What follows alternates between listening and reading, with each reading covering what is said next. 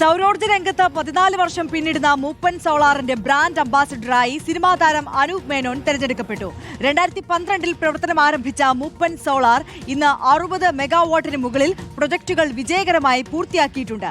കേരളത്തിലും ലക്ഷദ്വീപ്, ആൻഡമാൻ നിക്കോബാർ, തമിഴ്നാട്, മാൽദീവ്സ് എന്നിവിടങ്ങളിൽ മൂപ്പൻ സോളാർ സാന്നിധ്യം അറിയിച്ചു കഴിഞ്ഞു.